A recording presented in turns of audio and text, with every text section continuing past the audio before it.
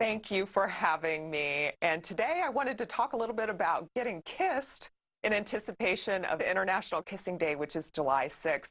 And in honor of that, I wanted to talk to you a little bit about a new FDA lip filler product called Restylane Kysse. It's actually FDA approved not only for lip enhancement, but even those fine little barcode lines, the perioral lines of the upper lip. What makes this novel is the expression technology.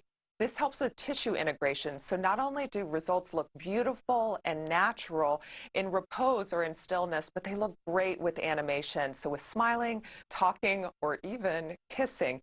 Patient satisfaction in the studies in which I was a clinical investigator are extremely high, over 90%, and this filler product lasts up to 1 year in duration.